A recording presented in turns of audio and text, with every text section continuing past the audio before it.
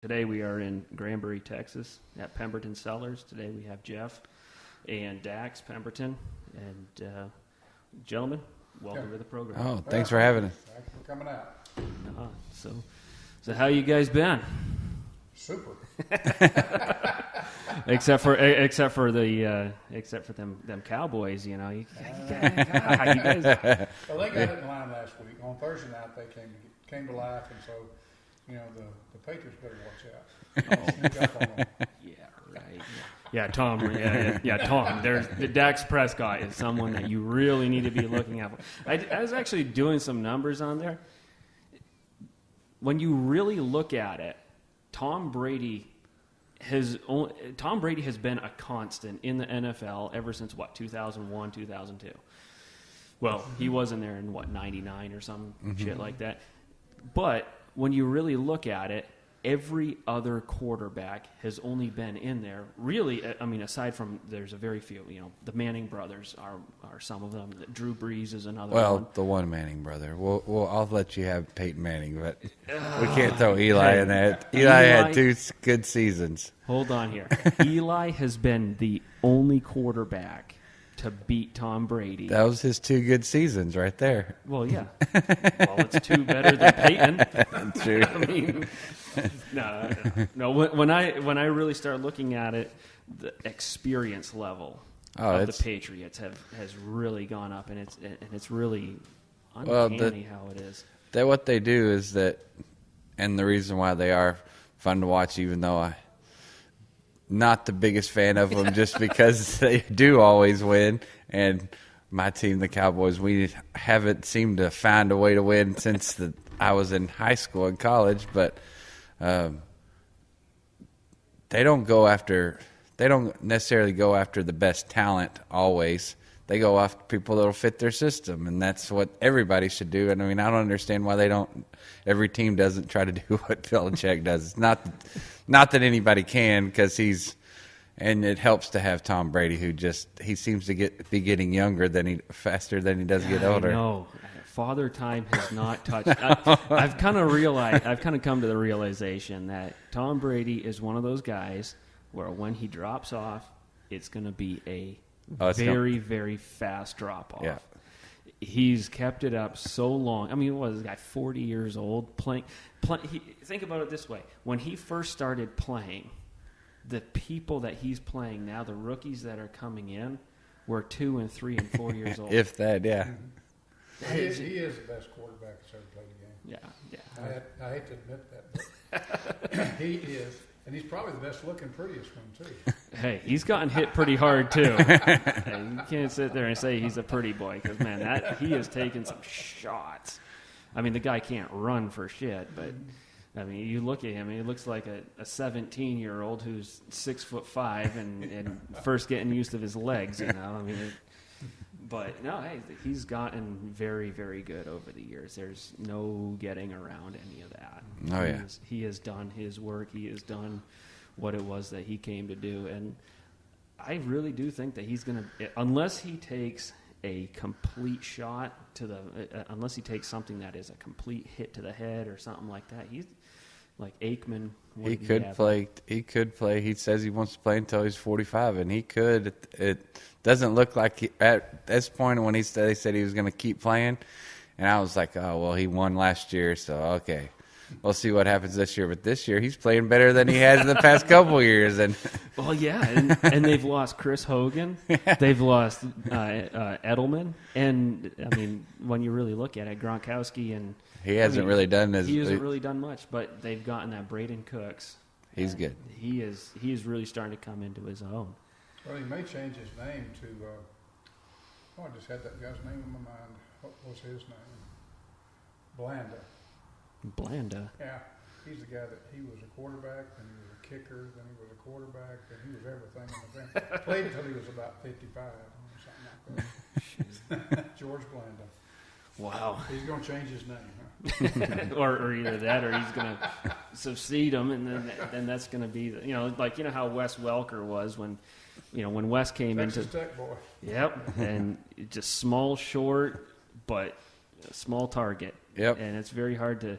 it's very hard to get your hands on someone that can run just as fast in any direction, in every direction, and change direction. And it's only with no 5, speed. and only 5, and it's only 5'8". So when you go to grab him, your hands go over his head.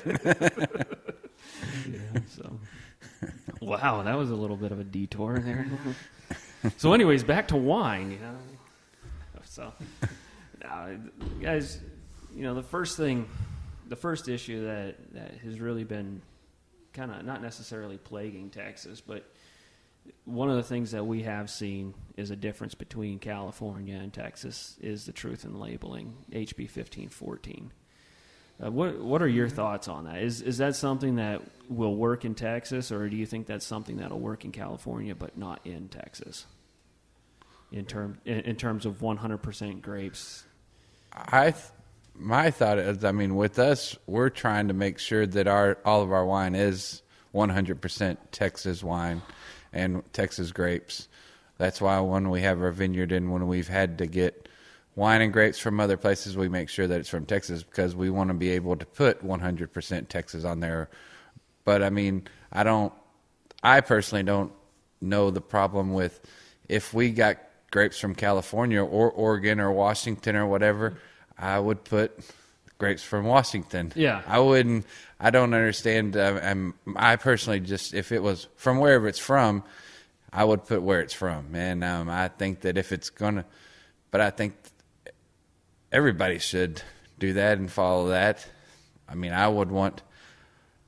As a consumer, I would want to know where they're from, and I don't see why it's as big of a deal as it has become. Well, there's one thing that there's more than one side to the story. There's more than two sides, really. Absolutely. But one of the big contentions has been that there's not enough Texas fruit to handle all of the Texas wineries. Okay. And that's a valid point. But with all the plantings that we've had over the last couple of years, from what I've seen in West Texas, it looks to me like there's going to be another 1,000 acres of grapes coming online in this next year. Okay. So I don't know that reasoning is going to hold up for a long period of time, but I can understand the thought of it. But still, like Dax said, in my opinion, as far as we're concerned, as Pemberton Cellars is concerned, is if we have fruit that's not Texas fruit, we're going to label it not to be Texas fruit. We'll label that it's not from Texas. Because all of our wines, we intend to have all of our wines to be Texas wines from Texas fruit. And we have an advantage that a lot of people don't have, is that we still own a considerable amount of land in Terry County, which is where most of the grapes are grown. And so in the event that we can convince one of our renters to raise grapes for us, then we'll still have estate-type grapes, estate-type wines from Texas fruit and Texas grapes. Have you seen on the consumer side, have you seen a consumer that even cares if what they're drinking is 100% Texas or 100% California, or has that kind of been something that's never really been an issue? I could say it's probably happened more at wine events or something. If someone's there and there's someone from California or people that have come in from out of state, they'll ask if these are Texas grapes but that's what we let everybody know that it is, that they are, grapes are from Texas. So, and they are Texas grapes, but I wouldn't say that in our experiences my experience, there hadn't been a whole lot of people that have been concerned about it. I guess more of the time, when they're coming to a Texas winery, they assume that they're Texas grapes. I guess that was the next area that I was going. Do you think that they just assume that, they drive through a vineyard, they get to the winery, and they just assume that everything here came from out there? Mm-hmm. Is that more the reality? Or? I think it's probably more the reality. And if I were to go to for example, if I were to go to a Washington winery, or California or wherever, when I walked in the door, I would assume that they were from the state. Everything was harvested. And if it wasn't, then it would say that they weren't. Yeah. Well, I can remember. I'm older than most of you people, so I've drunk wine for a long time as well as all other spirits.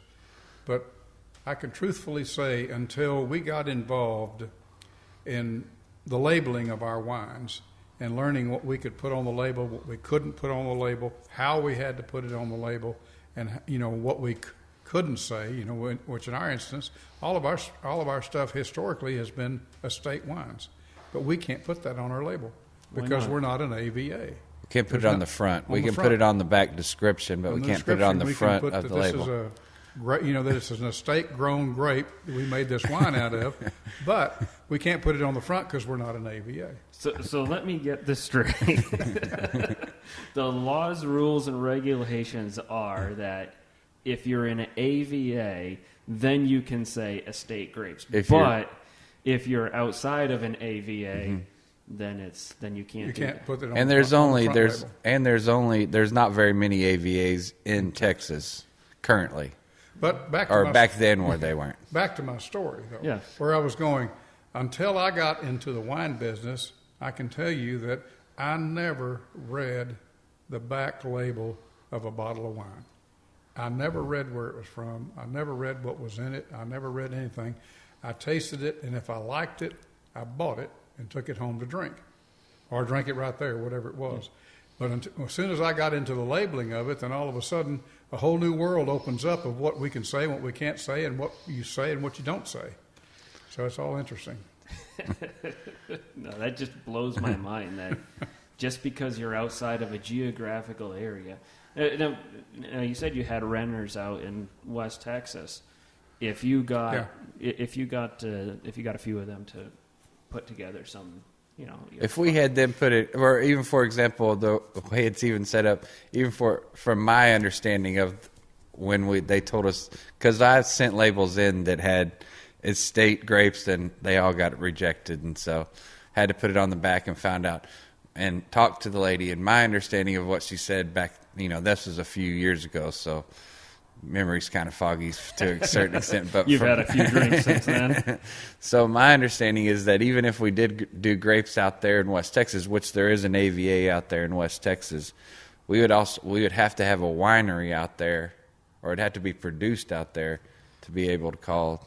So you can't move it between your own land, even if you. I'm not sure about that. Is that my impression was if we raised the grapes on our land and we produced them in our winery, that we could claim estate grapes because it was from the High Plains AVA. Yeah. Now, I can't tell you that that's 100% true, but that was my interpretation of what we do, and that was kind of in the back of my mind. Sometime one of my sons is going to have to go to Brownfield, Texas, and put some grapes in. One day. But who knows? We'll have to go back and read the law, I guess.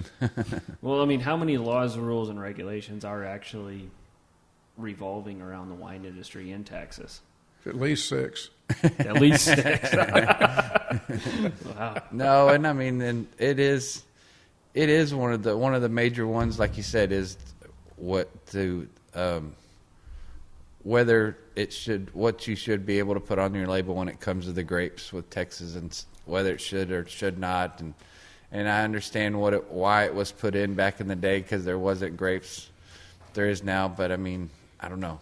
I think that to get it to what we want, we need to make sure that we're all on the same page as wineries. Yeah, because we have a lot of things as wineries that, say, breweries and distilleries and things don't have the same exceptions of being able to sell out of your tasting room, privileges that you're able to sell out of your tasting room. People can take it with them. You can actually sell at your place. They can drink wine at your place instead of you can go to a brewery, but for the most part, they're supposedly giving it away, to an extent. You're paying a fee for a tasting fee or to have a tour, and then they give you samples of beer for say, but you can't take a 6-pack with you. Well, they can take however much wine they would possibly want with them when they leave your place. And this one, as a Texas winery, I want to make sure that we're all on the same page so we don't lose those privileges that we currently have by going different ways and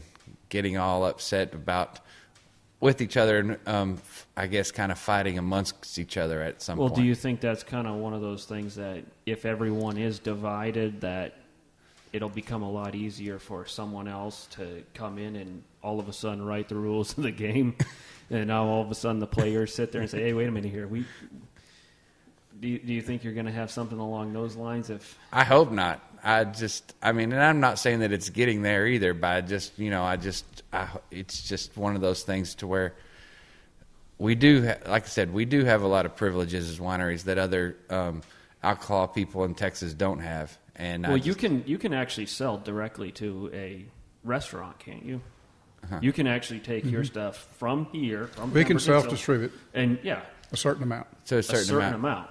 Mm-hmm. So what's that certain amount? 51% or? No. I'm not sure. Okay. I'm not sure completely of the numbers, but I think it's somewhere around 25,000 gallons. Really? Yeah. So you can actually have that much go out of your winery directly to a. It's either gallons or cases. But I'm not sure exact numbers. But it's a lot. Yeah. It's a lot of wine that we can sell, Holy and that we can crap. self-distribute. I didn't think it was that high. Well, we have to look at the rules. Maybe it's not. Yeah. But it is higher than what we don't make that much wine yet. So. It is higher than what we could currently distribute ourselves when we get to that point. Well, now that's how beer and alcohol, they actually have to go through a distributor, don't they? You can't just go up to, I don't know, Del Frisco's and say, hey, look, here's some. Here's some Hell's Half I believe Acre. so. I believe that. No, I believe. I think I think there's a way that some of the craft beer places have worked out, but I think it's because they also serve food. But I'm not real sure on this. I think because there are some places that can actually make their own beer and they sell their own beer there without going through a distributor. But I think it has to do with food. And it may be that, and they may. And I'm not sure that's 100%. But I think if they sell draft beer, like if you agree with kegs, because I believe that Revolver in here distributed a lot of theirs by themselves for a while there when they first started. They self-distributed, yeah. They self-distributed, but I don't know about if they could get into. But a lot of it, if they could get there when they started making bottles, I don't know. That may have been something, to get into a gas station or into a supermarket or something.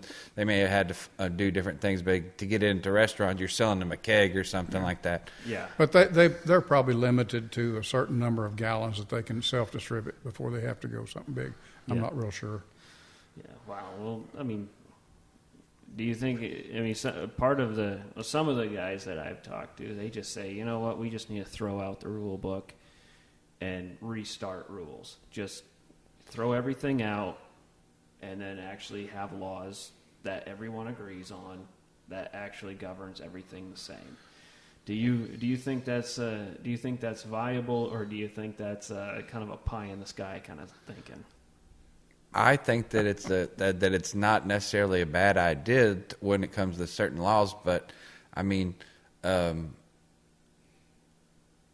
think that that it's got to go through the correct process altogether as one cohesive winery unit or group or whatever, just industry unit. And I don't know exactly how the best way to do it is. I'm just saying that if we wipe out everything.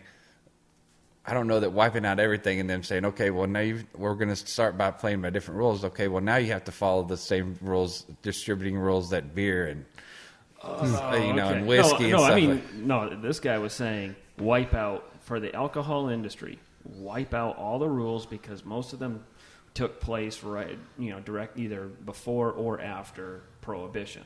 Yeah. A lot of the wine industry kind of stayed a thing during Prohibition because of the religious aspects of it, the Holy Sacrament. So that was one of those things that kind of has maintained throughout the years. But there's a lot of there's a lot of laws on the books that were actually taken from that time that just don't make sense anymore. There's a lot of them like that. There's a lot of laws in anything. I mean, you talk about we're from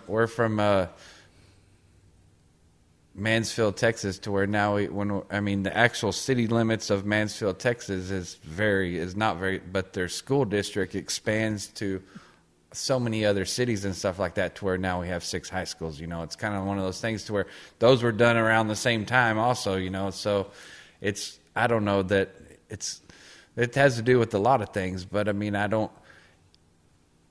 not saying that it couldn't, but I mean, that it shouldn't be that way for everybody. But I mean, I do enjoy the privileges that we have in a winery. If that means that those are going to be wiped out, I don't know that it's. Well, the whole reason for it, and I mean, again, this is one of the guys that I've talked to is actually from OG Cellars. Is James from OG Cellars, just right up the way here. Well, actually, he's way northwest of. He's Munster, almost Munster. And what he was saying is that the reason why he doesn't like California grapes coming into the state is because they all fall under the same tax code.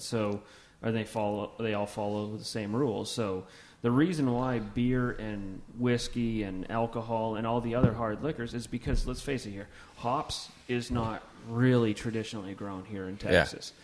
So you're buying that from outside of the state.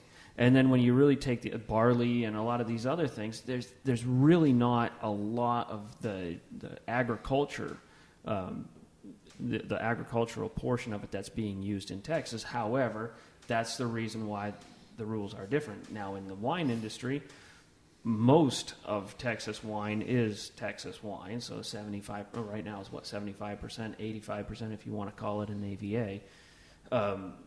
But then also but what he's saying is, look, if you're buying those ingredients for that form of alcohol, and then you're buying, different grapes from other portions of the country, you're doing the same thing.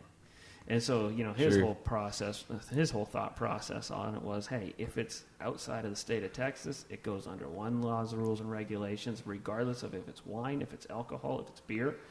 And then if it's 100% Texas, then it all goes under that. So it doesn't matter if it's wine, if it's beer, if it all goes under the same laws, rules, and regulations. Is that something that sounds feasible, or is that, again, a pie-in-the-sky kind of thought process? Well, I don't. By the way, I don't wish to make anyone sound like they're talking shit. So I'm just saying a different perspective. Well, I've been in politics before. And if you sit down and have a committee and you start to rewrite something that you've already got, you don't know what you're going to end up with when you get done, because you're not going to have a committee that thinks exactly like you do and wants to have the same rules that you want and interprets it the same way that you do. Okay. So, in my opinion, I think that's pie in the sky of saying, okay, we're going to wipe it all out and start again. I mean, That could be awesome and could be great, but I cannot see that happening. Okay. I think we need to take what we've got and we need to work with what we have through the normal channels that we go through, that everybody knows what they are. We work through the normal channels, we work with the people that we've got, and we change the things that need to be changed, and we leave the things that are good for us and leave them alone. Yeah. In my mind, the other liquor industry should have the same privileges we do. Okay. I can't see, but I know the distributors don't want that. Why not? Well, obviously, obviously they don't want to do that. Well, that kind of, So, but that's how it is. That's how it is, and we are where we are. But we need to be cognizant of what we have and what we can lose by completely abandoning everything that we have. Gotcha. We need to, in my mind, we need to work through what we have and accomplish it, get together and accomplish it as we need to do. To give you a small example of what happened, in 1981, I was farming in West Texas. We got involved in a movement called the American Ag Movement. We spent a year in Washington lobbying to get gasohol legislation approved to where it was the same as gasoline regulations were, to where we could get the same tax benefits that gasoline got and have the same ideas. We got up there and we were talking to the major ag people. And the first question they asked us, here we were, grain farmers, cotton farmers from West Texas. We were up there, and the first thing they asked us, they said, is the dairy industry online with what you're wanting to do? So what that told us right there is that what we were doing was important to us, but it was not nationally important unless we had the dairy industry involved in it. And once we had the dairy industry involved in what we were doing, and we came on as a united front, all of a sudden we were able to get legislation passed that worked in our favor. Okay. The only problem that made it not work in our favor. The banks wouldn't loan us any money, so it didn't happen until George Bush said, you're going to have gasohol, and here we do. We got some gasohol now. Okay, so because we were trying to put in big alcohol plants back in the 80s, and we couldn't get them financed was the reason we didn't do it. no kidding. Mm-hmm. Wow. And I can give you the reason. The reason is we found out using the accounting firm of Arthur Anderson that for gasohol to work, which is basically 10% alcohol mixed with gasoline, for it to work, gasoline had to be selling at the pump for $2.57 a gallon, excuse me. Okay. And it didn't get there until about 4 or 5 years ago. Oh, yeah. And now it's back down to $2 and $2.20, something like that. But it had to be that high to make it to where it was economically feasible for alcohol plants to function in today's world. And so we didn't get there, and because of that, we didn't have it happen in the 80s.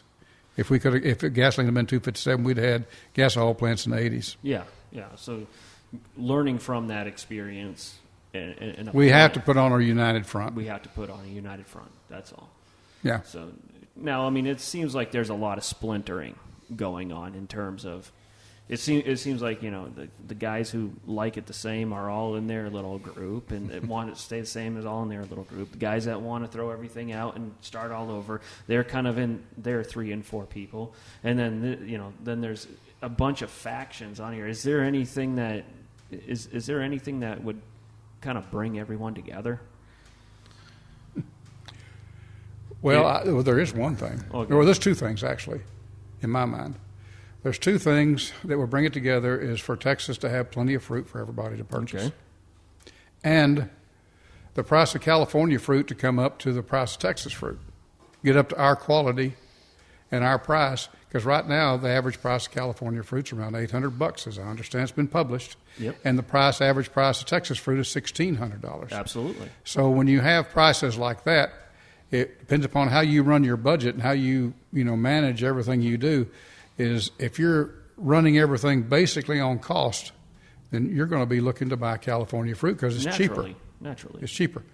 Of course, you still got to add in getting it here, whatever, but still. Yeah, but that's not But that economic-wise, you're looking at that. Tons of so, yeah, but still, if California fruit was the quality of Texas fruit, because I'm sure they don't sell us the fruit that, they're good quality fruit. If it was the same quality as our fruit and the same price, then I think all of our issues, the problems would go away. Really? Yeah. Right. Well, yeah, that's one of the things that James actually did say is that, look, the guy who is going out here spending $16,000, $17,000, $18,000, $2,000 a ton, he's naturally getting the tax breaks because that is what is required in order to make that work. Now a guy goes and says, hey, wait a minute here. All I have to do is just go over there 2,000 miles. I got all the fruit I want, and I have it at half the cost. I can double my production at the same cost.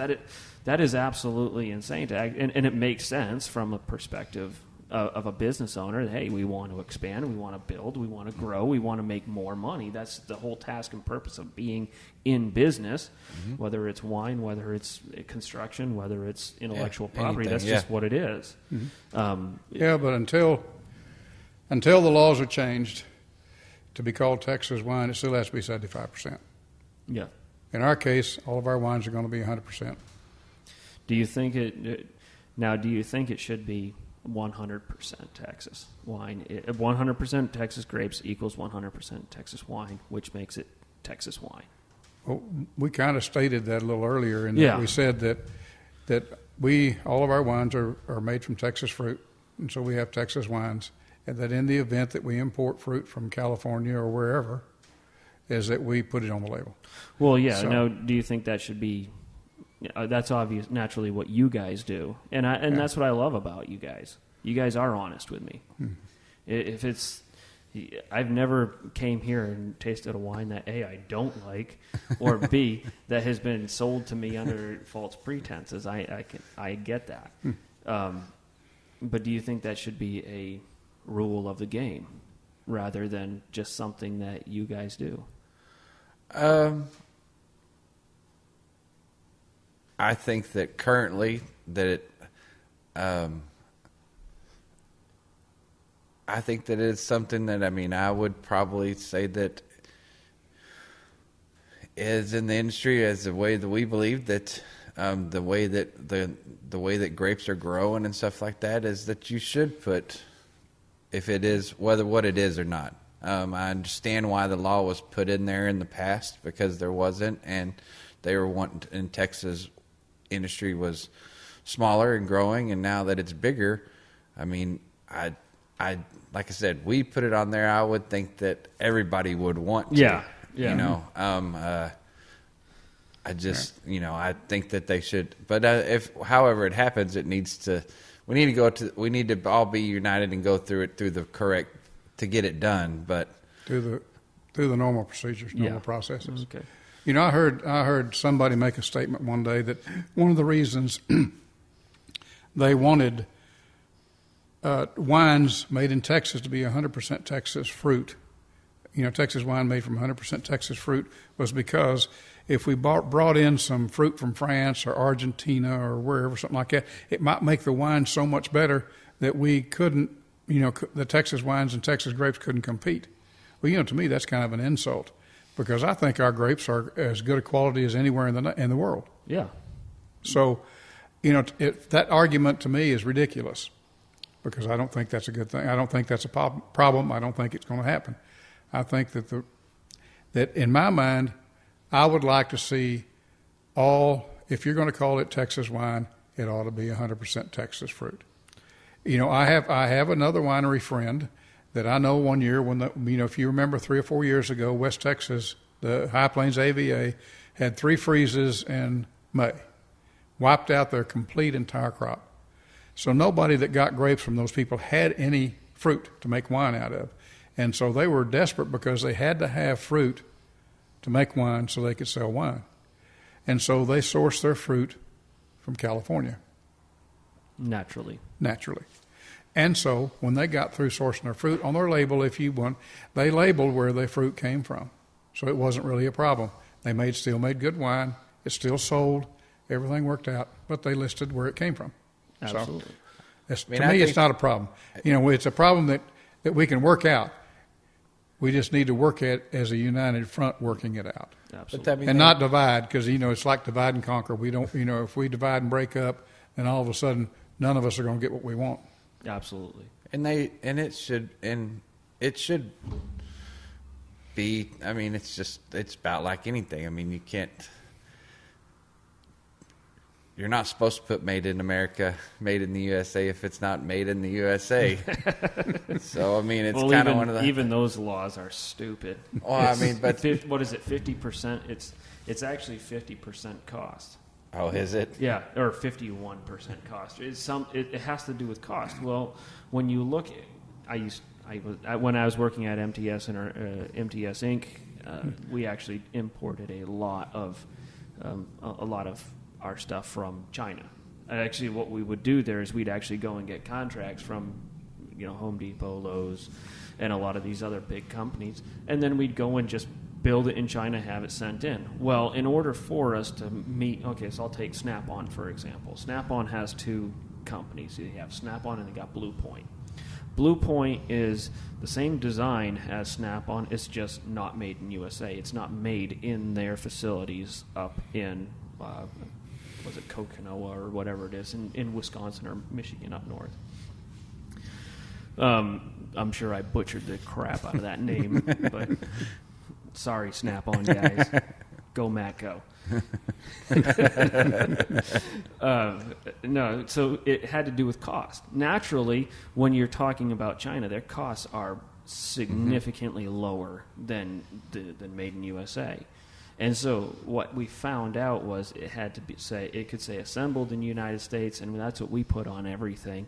But technically, if you had 51% of your cost in the United States, which basically requires boxing, you know, just taking out of one box, putting it in another box, and then stamping it made in USA.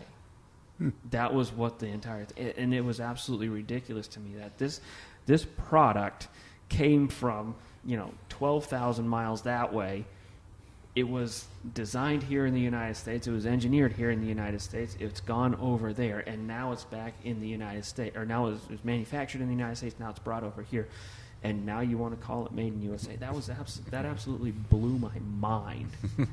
That, I thought whenever it said made in USA, there was a dude at a CNC machine somewhere within this somewhere area. in the continental United States that was making it in a warehouse, a plant. That's what I thought, but yeah, it's not that way.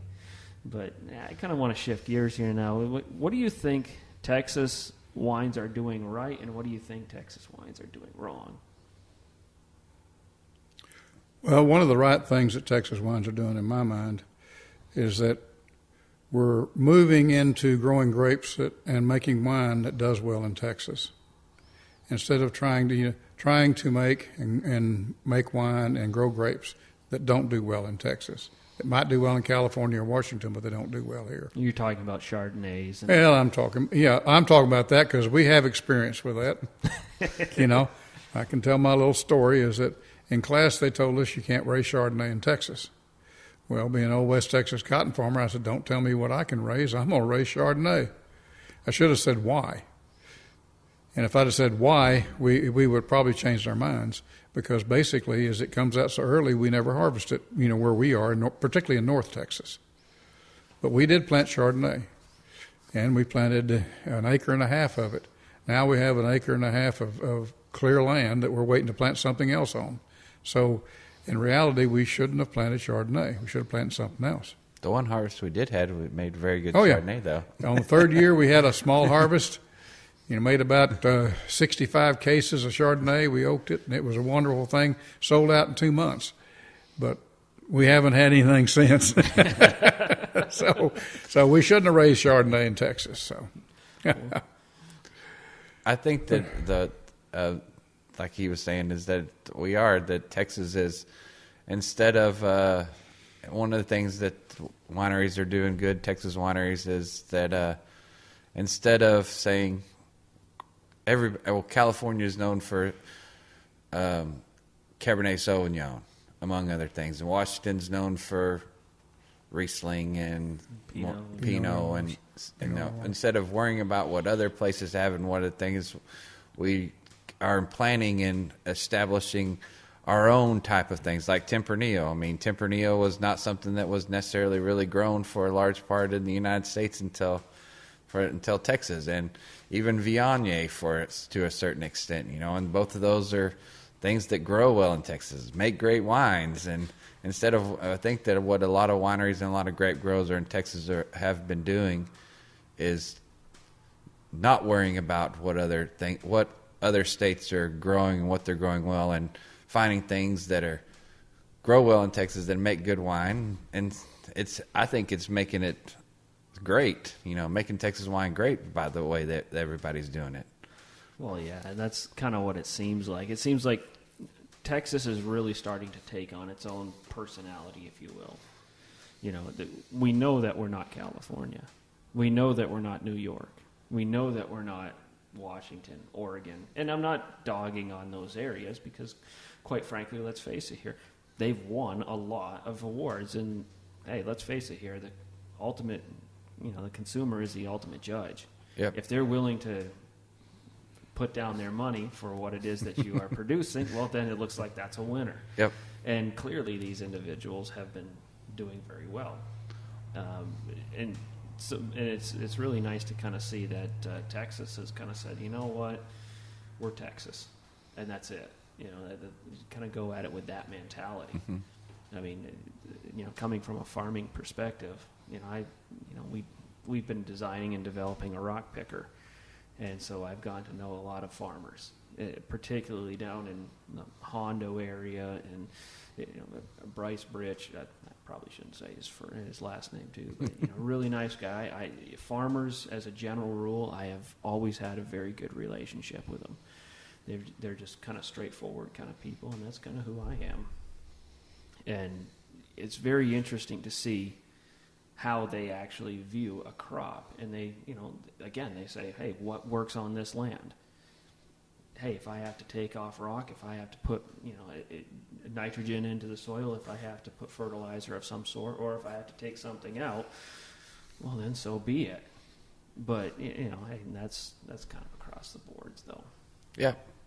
But how's 2017 rounding out in terms of the wine? I mean, everyone is saying that pH level was good. The bricks were good. Everything was good. It was. We actually had to go buy another tank to be able to. So I mean, we have pretty much every tank that we have here in any variety and any type of capacity. It's pretty much filled to the rim because of 2017. So it was good. 2017, of course, we do have a high pH problem here with our soils and stuff. We actually had 3 wines that we didn't have to add anything to, no tartaric acid or anything, because their pH was in a perfect range. So, but wow. They're not all that way. They haven't been not in the past. Not in our part of They Texas haven't been anyway. in the past with our vineyard. We tend to do have more in the red wines than red wines are high pH. High pH we do. The white wines we've been fine with them. So okay. What are your actual factors in as far as rating fruit? Do you guys do a lot of just off of pH and off of bricks, or is there other factors in there that you guys? We do a lot on taste.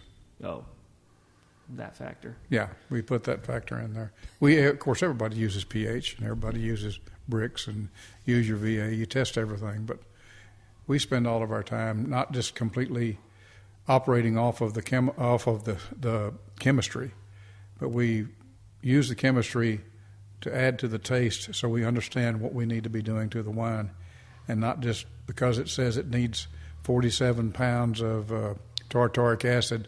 We never do that. We always start with about half of that, or a third to a half of that, and then start tasting the wine and seeing what it takes to make it taste right, and then we handle the rest of it. Oh, okay. So that's where the art portion of it comes in rather than the science. Well, I mean, and I know that other places do, but I mean, and I think I'm sure everybody does that, but that's what we do. Bench testing is very important for any of us, and so. But it's just for when it comes to the grapes. I mean, we've learned from our mistakes, I would hope, or we continue to try to learn from our mistakes. To whereas whether it be our spraying program and what we're spraying, and we've done a lot of research to make sure that if there is a new chemical that is better than something that we've used in the past, or does some different things, or is better for the grapes, we tend to use that. If we've made the canopy, change the canopy, and the way that we do the canopy, and so we've just kind of learned every year from when we've done it in harvest grapes, to where each year we'll. And we also talk to some other people that grow grapes, and that to see what is working for them and that's the one great thing about Texas for the most part that we have never had a bad experience, is that every winery is very cordial to and very helpful to most any other winery. So if you do have a problem, or people that are growing grapes and you have a question, they're more than happy to answer you. You know what I mean? They may not tell you all their secrets or how they got this great wine, but they'll tell you things that are working for them, or say, oh yeah, I've used this. Yes, it did work. No, it did not work. I would try this. So everybody, that's one of the greatest things, is that everybody helps out everybody else. Yeah, and the network effect. And that's the only way that I think that's one of the main reasons that Texas is getting to where it is and getting bigger and bigger, is because everybody wants Texas wine to be great. And if the more wineries there is, the more places there are to go, the more better wine it is, and the more because for us, we'd like to, here in Granbury, in this area, we'd like to have about 3-4 more wineries. And people say, well, why? I said, well, we feel like we make some of the best wine. So I mean, but it also gives us the consumer a chance to stay the whole weekend. And then have 2 days, and they can go to some wineries here and go to some wineries there, instead of just making a weekend. The more they're here, the better chance they have to come and experience the whole thing, and experience your winery and your wine and stuff like that. Absolutely. And another thing too is we're actually very close to the Dallas-Fort Worth metropolitan area. Yeah. I mean, what was it, an hour and a half drive from? I live in the Colony, so that's up next to Plano and Frisco. I mean, you get out on 820, 121, and then you get to 820, and then after that, it's 377, and you're here. Yep. I mean, it's a very. You guys are strategically located whereas you're far enough away where you don't see the city and you can actually see the stars at night, but then also on top of that you're close enough where it is a day trip. Mm-hmm. We looked everywhere in the Metroplex when we chose where we put our winery. Oh, yeah? And we checked east of Dallas, west Fort Worth, north and south. And we chose Granbury just because it had all of the attributes that we desired in an area that we were going to put our winery in, and none of the rest of the places had all of them. They had some of them, but not all of them that we were looking at. Where'd you check out? Oh, we looked at all the lakes. One of the things we wanted was the lakes. We looked at Tawakoni. Oh, okay. We looked at Gumbarrel City. We looked at Lake Lavon. We looked okay. up north. We looked around. We looked at Possum Kingdom. We looked around. But this was the only place that really had everything that we were looking for.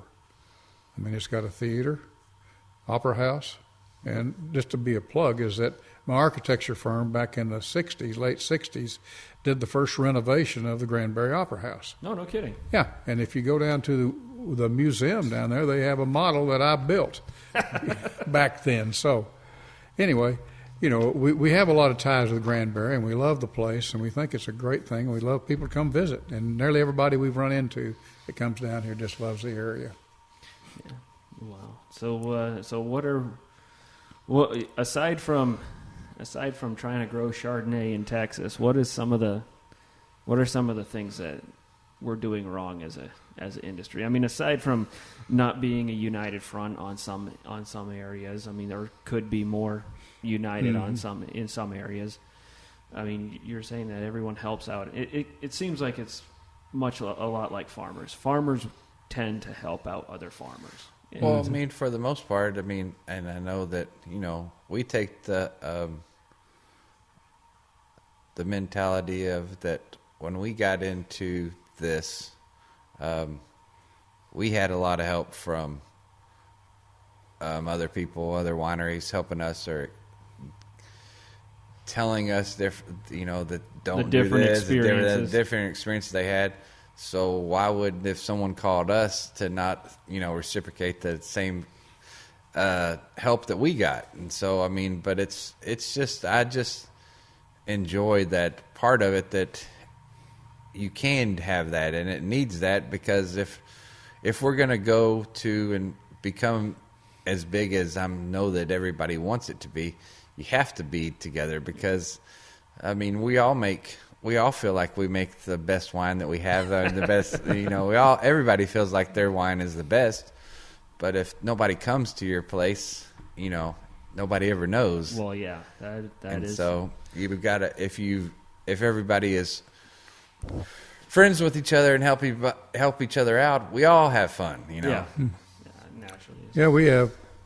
You get a lot of help. I can remember when we were choosing the grapes to plant, the varietals that we were going to plant, is that we decided we wanted to plant some Sangiovese.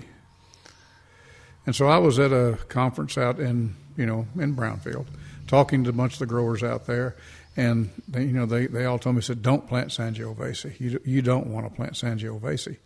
And of course, I just listened and I said, okay. I should have asked why, but I didn't. It took me a while to figure it out. The reason they didn't want me to plant Sangiovese up here is because they had a ton of Sangiovese they wanted to sell me. So it had nothing to do with the had growing. nothing to do with anything. It just had to do with they had Sangiovese to sell me. So here we go. No, one of the things that I've seen that with the wine industry is naturally what I'm getting into. It's a podcast. Mm-hmm. And also on top of that is a subscription box. That's what we're getting into. And one of the things that I really want to do is to be able to get 98% of Texas wine is consumed within the borders of Texas. The good stuff never goes anywhere. Yeah. It's drank. I mean, you go to Austin, you stay within the Austin city limits, you stay within the DFW Metroplex, and you stay within Houston, you stay within San Antonio, and that's where most of the Texas wine is drank. And that's just the reality of it. My big thing is that people outside of Texas just have no idea how good Texas wine actually is. And the reason being is because whenever you have that made in USA on a Texas bottle of Texas wine that they taste in South Carolina, in New York, in New Hampshire, in Washington, in Alaska, in Hawaii, they associate that with Texas. And getting back to what you were saying about the California wine, no California wine grower or grape grower or winery is going to sell their best stuff. That's just natural. That's just, you're not going to do that. You're going to hold that for your own because that's your name. Even if somebody does pay for it, you're going to give them the mediocre grade stuff because you want to get rid of it. Yeah. And that's just simple economics. And then also on top of that, just looking at it from the, let's just take this and go to the most extreme right. Say someone does give out their best stuff. Somebody pays, Robert Foley, hey, I want, $2,500 a ton, and he sends his best stuff. That grape has to stay in an 18-wheeler going through the hottest regions of the United States. I mean, Death Valley. It's got to go through New Mexico, Arizona, and then it gets to West Texas, which is hot too, and then it gets to the vineyard in, say, Fredericksburg or somewhere else. That grape is not going to have the same effect as it did if it just came off the wine and went through the process right there in California. And so I get the reason why they're not doing it is because that's not a very good representation of them, that this is our best grape. And then, somebody gets to Texas and they're like, wow, that wasn't really that good. Or it was good, but it wasn't the best. Yeah. So I get it. But... Well, I think a lot of the reason that that Texas wines haven't been experienced in other states. And I think that it will grow more now than it has. But I know when we first talked about doing this, and we were taking classes and our viticulture and enology classes and stuff like that, and talked to some different people, is that it was hard to get wine out of Texas. You could get wine from other states into Texas, but you couldn't, as a winery, you couldn't get it out of Texas. Okay. And a lot of that's changed to where, I know even for a long time, or even at first when he did it, you could get wine shipped to you from California, but if you're a Texas winery, you couldn't ship to California, to it. You could get it from. That is correct. There is a lot of laws, rules, and regulations that you have. And a lot of that's changed now. A lot of it's, a lot of the states have changed their different thing, and I think that will help eventually getting that wine tasted in, I don't know, say Colorado, or for example, or as it moves, it's going to take its, as you and I were talking earlier, Texas is still in the, no matter how many wineries there keeps on becoming, and more and more, we're 454. We're still in the beginning stages of becoming, a wine state. Yes. And so we're back. We're haven't been around making wine as long as California. There are a lot of wineries, obviously Llano and stuff that started a long time ago, but there was just those. There wasn't as many as there are now. So as we're going through those different stages to get to those, the same as those places. And there's no replacement for experience. Oh yeah, that's the other side of it too. Is like you were saying, we want to do wines that grow, or wine grapes that grow well in Texas, and that is true. However, talking to Sandro from Checkered Past, he said, a lot of these guys, you take a lot of the, Germany, you take France, and you take the old world, so Italy, Spain, and they really over the course of literally hundreds of years, even probably even thousands of years. I mean, this is going back to the Roman times. People fail to realize it, but if it wasn't for wine, Rome would not have actually been Rome. Believe it or not, that's another story. That's another story. But they've developed these techniques, and they've developed the grapes, and they've hybrided the grapes, and they've gotten what it was that grew well in their area. California took a very surgical way of figuring out what worked well in their areas. Texas, on the other hand, because we're independent and we're Texas, we decided to take a shotgun to the whole thing and say, you know what, we're going to try this, we're going to try this, we're going to try this, we're going to try this, and you tried it. Something. Yeah, like I say, we planted with our heart the first time. We're going to plant with our brain the second time. So that's really been one of those things that I've seen in Texas. But then also on top of that, you really start getting into, and you had alluded to it a little bit earlier, as far as California is known for a single varietal. Washington, Oregon, the Finger Lakes region, they're known for 2, maybe 3 different types of wines, and that's it. And even if you go out there, they have really taken the old world approach where we are going to do it a specific way. Texas isn't that way. It seems like a lot of stuff in Texas, hey, you know what? We're going to do it this way, and if it tastes well, looks like we'll do it again. If it doesn't, well, hey, we throw it out. Try something different. I mean, it kind of seems like do you think that's more of a normal way of doing it in Texas, or is that kind of something that you think as it matures, it'll kind of figure out, the Tempranillo will do well, the Viognier will do well? I think that it will, and I think that it has gotten more that way. Really? Just even since we've done it. And, I think that, but, like I said, Texas growing wine or growing grapes in Texas hasn't been around for that long. It has, but it hasn't. On to a certain extent. They've grown certain types of grapes, but we haven't had. I think that to an extent, like I said, we're trying to find our own identity. Yeah, and we have found it in certain varieties, like as in Tempranillo, and even in a lot of white wines with Viognier and stuff like that. But I think we're still trying to find more, just because we are Texans. And yeah. If we can make wine out of this, why not try to make the best wine out of this many grapes and find out how many of them it is? Yeah.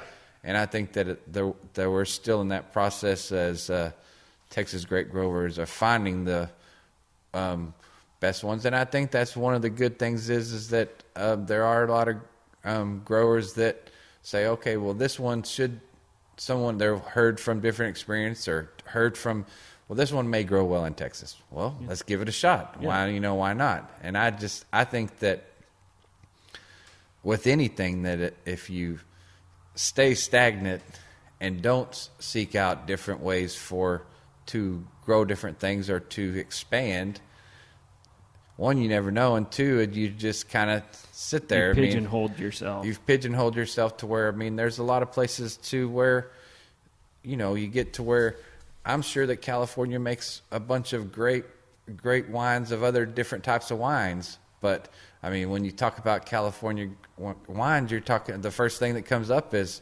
Cabernet Sauvignon. Yep. And I'm sure there's other reds and whites that grow in there that are awesome out there, but you never. Well, the big reason that I've seen with California is most of the land is already bought up. Oh yeah. And so with Texas, you go out west, and you have more land than you know what to do with. Yep. And a lot of different climates to raise absolutely. grapes in. The only thing that we don't have is elevation.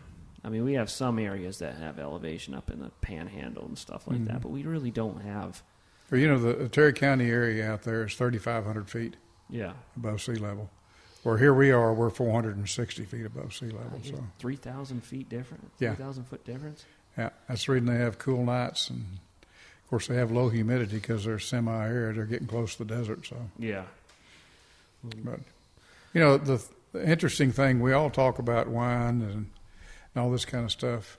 But in America, United States, 85% of the wine produced in the United States is produced in California.